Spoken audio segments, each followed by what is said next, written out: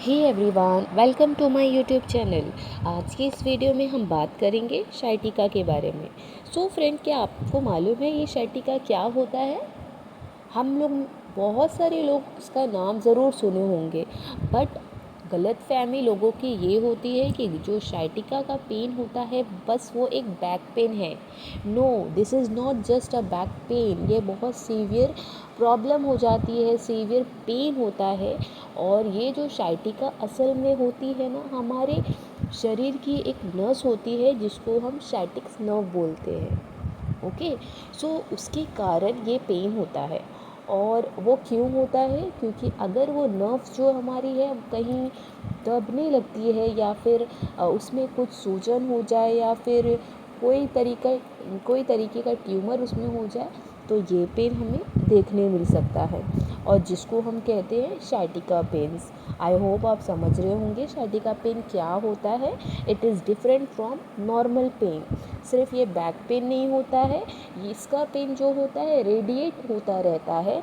जो कि इसका पेन स्टार्ट होता है कमर के निचले हिस्से से, और वो पैरों तक चला जाता है।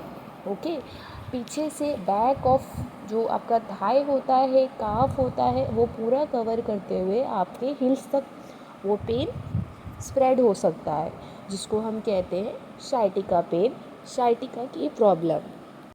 सो फ्रेंड, इस वीडियो में हम यही बात करेंगे कि शाइटिका प्रॉब्लम क्यों होती है, शाइटिका का पेन क्यों होता है, सिम्टम्स क्या है, प्रॉब्लम्स क्या है, रीज़न क्या है, एंड इवन इसका ट्रीटमेंट क्या है, एंड कौन कौन सी एक्सरसाइज बेनिफिटेड है। ओके, सो फ्रेंड, अगर आप मेरे यूट्यूब चैनल पे न्यू हैं तो आप इसे ज़रूर लाइक कीजिए, चैनल को सब्सक्राइब कीजिए, सो दैट आने वाली हर एक वीडियो इजीली आपके पास पहुंचती रहे। सो फ्रेंड, चलो स्टार्ट करते हैं शाइटिका के बारे में। शाइटिका के बारे में बहुत सारी इन्फॉर्मेशन आपको इंटरनेट पे अवेलेबल मिल जाएगी, बट प्रॉब्लम क्या होता है कि बहुत सारे पेशेंट ऐसे होते हैं जिनको जो क्वेश्चंस होते हैं उनको वो क्लियर नहीं हो पाते हैं। तो आज ये वीडियो में हम जानेंगे कि ऐसे कौन सी चीज़ें हैं, कैसे क्वेश्चन होते हैं पेशेंट के माइंड में, बैक ऑफ द माइंड वो क्या चाहते हैं पूछने के लिए, क्या वो ठीक हो सकता है, क्या क्या वो उनके लिए वो ज़्यादा काम कर सकते हैं, या फिर बेड रेस्ट करना चाहिए, या एक्सरसाइज करना चाहिए, या फिर कुछ और करना चाहिए, या फिर मेडिसिन लेना पड़ेगा। ओके, सो सारी चीज़ों के बारे में हम इस वीडियो में डिस्कस करेंगे। सो फ्रेंड, अभी तक हमने ये जाना है कि जो शाइटिका का पेन जो होता है वो हमारे रीढ़ की हड्डी होती है, राइट। रीढ़ की हड्डी के जो निचले हिस्से होते हैं, नीचे के हड्डियाँ जो होती है वहाँ से होते हुए हमारे पैरों के फिंगर तक भी जा सकता है, और जिसे हम क्या बोलते हैं, शाइटिका। सो इनडायरेक्टली ये है कि दर्द का जो शुरुआत होता है वो रीढ़ की हड्डी के निचले हिस्से से ही स्टार्ट होता है। ओके, जो कि हिप रीजन या हिप एरिया में वो ओरिजिनेट होता है। फिर वहाँ से धीरे धीरे क्या होता है, वो थाई में जाता है। ओके, और फिर वो लेग तक रेडिएट हो जाता है। मतलब हमारी जो फिंगर्स होती है, पैरों की फिंगर्स होती है या हील्स होती है, वहाँ तक वो रेडिएट हो चुका होता है। ज़्यादातर क्या होता है, मोस्टली वो आपको शाइटिका का पेन एक ही साइड दिखेंगे। ओके, बहुत रेयर ही केस होगा जिसमें आपके दोनों पैर इन्वॉल्व हो। और अगर ऐसे पेशेंट अगर बैठते हैं तो इनकी प्रॉब्लम और बढ़ जाती है, और वर्स्ट हो जाता है इनका प्रॉब्लम, और दर्द बहुत ज़्यादा सीवियर हो जाता है। ओके, और जो ये पेशेंट होते हैं इनमें जलन बहुत होने लगती है, इनके पैरों में सेंसेशन होने लगती है, जलन जैसा सेंसेशन होने लगती है, और टिंगलिंग का सेंसेशन होने लगता है। कभी कभी क्या लगता है कि इनकी जो पैर में शाइटिका हुआ है, जो पैर में शाइटिका हुआ है वो पैर में नमनेस हो जाता है, सुन्न हो जाता है वो पैर। ओके, उन्हें वो चीज़ महसूस नहीं होती है। ओके, और कमज़ोरी की वजह से उनको चलने में भी दिक्कत हो जाती है, चलने में भी लचक आ जाती है। तो ये सारी चीज़ें होती हैं, ये सारे सिम्टम्स होते हैं शाइटिका के। सो फ्रेंड, अभी तक जो हमने देखा है वो सिम्टम्स थे। नेक्स्ट हम देखेंगे कॉजेज़ ऑफ शाइटिका क्या होता है। तो फ्रेंड, सबसे पहले जो कॉज होता है वो होता है उसका प्रोलैप्स इंटरवर्टिब्रल डिस्क, जिसको हम कहते हैं स्लिप डिस्क। ओके। हमारे रीढ़ की हड्डी के अंदर ना कुछ ऐसे गद्दे या कुशन जैसे होते हैं, जिसको हम इंटरवर्टिब्रल डिस्क कहते हैं, या जिसको स्लिप डिस्क कहा जाता है, और जिसके घिसने की वजह से क्या होता है, हमें पैरों में या हमारी नसों पर दबाव पड़ता है, और जिसकी वजह से हमें sciatica की कंप्लेन हो जाती है। नेक्स्ट जो दूसरा इम्पॉर्टेंट कॉज होता है वो हमारा होता है लंबार कैनाल स्टेनोसिस। ओके। इस कंडीशन में क्या होता है कि हमारी जो स्पाइन कैनाल होती है या स्पाइन कैनाल जो होता है वो हमारा पतला हो जाता है, और जिसकी वजह से नस के ऊपर दबाव पड़ने लगता है, और हमें sciatica का अगेन प्रॉब्लम हो जाता है, जिसको हम कहते हैं sciatica की problem, sciatica pain. Okay. So next जो sciatica का कॉज होता है वो स्पॉन्डिलोलिथेसिस होता है। ये एक बीमारी है जो हमारी रीढ़ की हड्डी ही एक दूसरे पर घिस जाती है। ओके। एंड जिसकी वजह से हमें sciatica का प्रॉब्लम स्टार्ट हो जाता है। सो ऐसे बहुत सारे कॉजेज़ हैं। सबसे पहले एक तो ये जो हमने बताया है स्लिप डिस्क के बारे में, देन स्पाइन कैनाल के बारे में जो नैरो हो जाता है, और लास्ट में जो है स्पॉन्डिलोलिथेसिस है, जिसकी वजह से हमारी जो रीढ़ की हड्डी होती है एक दूसरे से घिसकर हमें वो sciatica का पेन डेवलप करती है। ओके। और ऐसे बहुत सारे रीज़न होते हैं sciatica के, जो कि आज की जनरेशन, सबसे पहले हो गया हमारा लाइफस्टाइल, और वो लाइफस्टाइल कैसे, खाने पीने में, रेगुलर एक्सरसाइज नहीं, स्मोकिंग हो गई। अब स्मोकिंग किस हिसाब से, स्मोकिंग भी जो कहीं ना कहीं हमारे नर्वस टिश्यू पर नर्वस टिश्यू को डैमेज करते हैं, जिसकी वजह से sciatica का प्रॉब्लम हमें हो सकता है। ओके। देन फिर हमारा क्या होता है ना, खाने पीने का कोई बराबर रूटीन होता है, कोई भी टाइम पे हम खाएंगे ना, एक्सरसाइज होगी, और बाद में क्या होता है हमारा वेट गेन हो जाता है। उसकी वजह से भी जब हमारा वेट गेन होता है तो ऑब्वियसली हम कोई एक्सरसाइज नहीं कर पाते हैं, और वेट गेन होता है तो हमारी बॉडी एकदम रिलैक्स हो जाती है। हाँ, रिलैक्स इन द सेंस कि वो कुछ एक्टिविटी कर नहीं पाती है, एंड जिसकी वजह से स्टिफनेस भी आ सकती है। एंड लास्ट में क्या होता है कि आपको कहीं ना कहीं sciatica का प्रॉब्लम या sciatica का पेन एट द एंड आपको फील हो सकता है। ओके। और रही बात प्रेग्नेंट लेडी को भी ये sciatica का पेन ट्रिगर हो सकता है ड्यूरिंग प्रेगनेंसी। ओके। बट ये कैसा है, सेल्फ रिजॉल्विंग है, कुछ टाइम बाद ये पेन अपने आप चला जाता है। ओके। इवन क्या होता है ना, कभी किसी ट्रॉमा की वजह से या फिर कभी किसी को रीढ़ के निचले हिस्से में कभी लगी हो, तो वो भी कहीं ना कहीं sciatica का पेन क्रिएट कर सकता है, वो भी एक वजह हो सकती है sciatica का। ठीक है। नेक्स्ट जो होता है बहुत रेयर है, जो कि रीढ़ की हड्डी में या स्पाइन कैनाल में कोई ट्यूमर हो जाना, और जिसकी वजह से क्या होता है, कंप्रेशन, दबाव या इन्फ्लेमेशन हो जाता है, और उसके चलते भी हमें sciatica का प्रॉब्लम हो सकता है, sciatica का पेन हो सकता है। और नेक्स्ट है, हमें इवन काफ़ी हाई हील पहनने से भी sciatica का पेन कॉमन है। अगर आप हाई हील पहनेंगे तो आप ये चीज़ याद रखो कि आपको आगे जाके sciatica का पेन फील हो सकता है। और लास्ट है, जो लोग, बहुत सारे लोग सॉफ्ट गद्दा पे सोना पसंद करते हैं, राइट, तो ऐसे भी पेशेंट में हम sciatica का प्रॉब्लम देख सकते हैं। सो फ्रेंड, नेक्स्ट हम देखेंगे, अगर किसी पेशेंट को sciatica हो गया है तो क्या उसे बेड रेस्ट करना ज़रूरी है, उसे बेड रेस्ट करना चाहिए। तो यहाँ पर मैं आपको सजेस्ट करूँगी कि अगर बहुत ज़्यादा सीवियर आपको sciatica का पेन महसूस हो रहा है तो 1-2 दिन इज़ इनफ।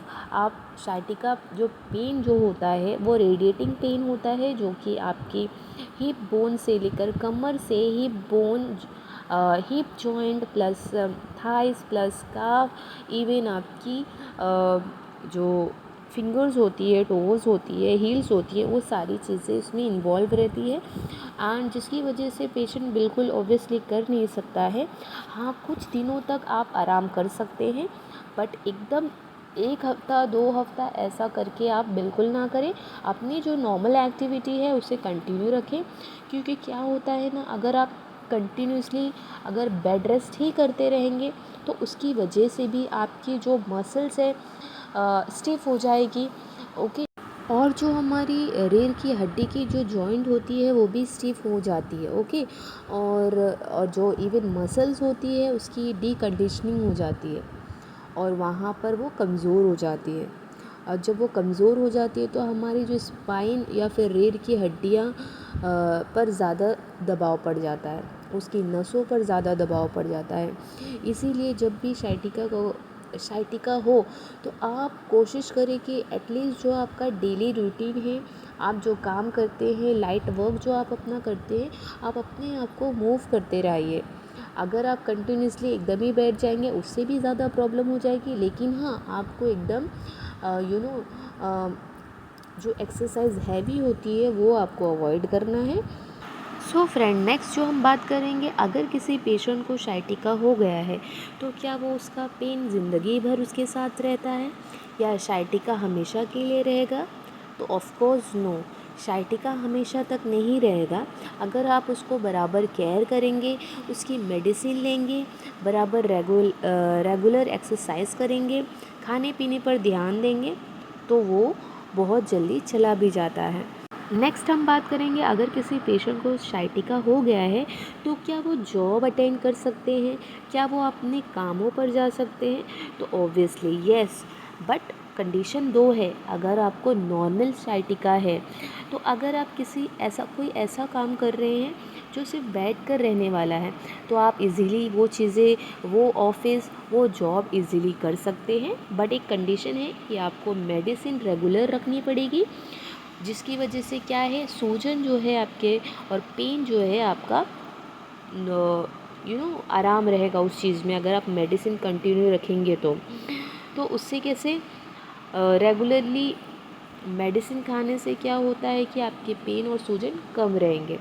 नेक्स्ट क्या है, आपको थोड़ी थोड़ी देर पर आपको थोड़ा ब्रेक लेना पड़ेगा, जिससे आप अपनी मसल्स जो होती है उसको स्ट्रेच कर सकते हैं। ओके, अपने पोस्चर्स को आप सही कर सकते हो उस ब्रेक के दौरान। अगर आप बैठते हैं और कंटिन्यूसली झुके हुए रहते हैं सामने की तरफ, तो ऐसा करने से क्या होगा कि आपके स्पाइन पे प्रेशर पड़ेगा, दबाव पड़ेगा अपनी नसों पर, और वो पेन सीवियर भी हो सकता है। तो आप ये चीज़ों का ध्यान दें अगर आप जॉब अटेंड कर रहे हैं और आपको ज़्यादा सीवियर साइटिका नहीं है तो। नेक्स्ट अगर मैं बात करूँ तो एक दूसरा केस लेते हैं जिसमें आपकी जॉब कुछ इस तरीके से है कि आपको कंटिन्यूसली बैठने के बजाय कंटिन्यूसली चलने का काम है, एक साइड से दूसरी साइड जाने का काम है, बहुत ज़्यादा ट्रैवलिंग है, तो उस चीज़ में आपको थोड़ा परहेज़ करना पड़ेगा। कुछ दिन तक आपको अवॉइड करना पड़ेगा, आपको कुछ टाइम तक बेड रेस्ट करना पड़ेगा। ओके, आई होप आप ये चीज़ों को समझ पाए होंगे कि साइटिका के पेन के अंदर हमें क्या करना चाहिए, और अगर हम चीज़ें अटेंड भी कर रहे हैं तो किस हिसाब से रहेगी तो हमें अटेंड करना है, और अगर हम अटेंड करेंगे तो हमें किस चीज़ का ध्यान रखना है। ओके, अगर किसी को साइटिका हो गया है तो क्या एक ऑपरेशन ही लास्ट ऑप्शन है? क्या सर्जरी ही एक लास्ट ऑप्शन है? तो ऑफ कोर्स नो, हर किसी का साइटिका का पेन इतनी जल्दी ऑपरेट करना नहीं होता है। ओके, अब जैसे सपोज़ किसी को साइटिका है बट उसको चलने में ज़्यादा दिक्कत नहीं है, उसके मूवमेंट में ज़्यादा दिक्कत नहीं है, उसकी मसल वीक ज़्यादा नहीं है, उसको यूरिन में स्टूल पास करने में कोई दिक्कत नहीं है, तो ऐसे पेशेंट को हम ऑपरेट करने की ज़रूरत नहीं है। वो मेडिसिन से, रेगुलर एक्सरसाइज से ही ठीक हो जाएंगे। अभी हम देखेंगे कि नेक्स्ट हमें ऐसा क्या ट्रीटमेंट करना चाहिए साइटिका पेशेंट के लिए। तो सबसे पहले आप अपने डॉक्टर को कंसल्ट कीजिए। ओके, नेक्स्ट हम बात करेंगे कि always use a hot pack. जो हॉट पैक होता है आप उसका यूज़ कर सकते हैं। कुछ स्ट्रेचिंग एक्सरसाइजेज होती है, ओवर स्ट्रेचिंग वाली नहीं, नॉर्मल। ओके, यहाँ पर आप यूज़ फॉर्म मैट्रेसेस कर सकते हैं। ज़्यादा एकदम सॉफ्ट वाला यूज़ नहीं करना है आपको मैट्रेस। नेक्स्ट आप कुछ योगा पोस्चर यूज़ कर सकते हैं, कुछ एक्सरसाइज यूज़ कर सकते हैं, जैसे कि knee to chest stretch, back extension exercise. Next है स्टैंडिंग हैमस्ट्रिंग। आप यहाँ पर एक और ट्रीटमेंट भी इन्वॉल्व कर सकते हैं, वो है कि हिजामा। हिजामा के थ्रू भी साइटिका का पेन बहुत इजीली कम हो सकता है। उसकी कुछ सेटिंग होती है जो आपको कंटिन्यूसली हर 15 डेज़ में या 1 मंथ में आपको लेनी पड़ती है, तो आप इसे ज़रूर ट्राई कर सकते हैं। आई होप आपको ये वीडियो पसंद आई होगी। अगर आपको पसंद आई तो आप इसे ज़रूर लाइक कीजिए, चैनल को सब्सक्राइब कीजिए, सो दैट आने वाली हर एक वीडियो इजीली आपके पास पहुंचती रहे। फ्रेंड्स, ऐसी बहुत सारी वीडियोस मैंने अपने चैनल पे बैच फ्लावर के रिलेटेड, नेचुरोपैथी के रिलेटेड पोस्ट किया है, आप उसे ज़रूर चेकआउट कर सकते हैं। मिलते हैं नेक्स्ट वीडियो में। टिल दैट टाइम अपना ख्याल रखें। Okay, bye.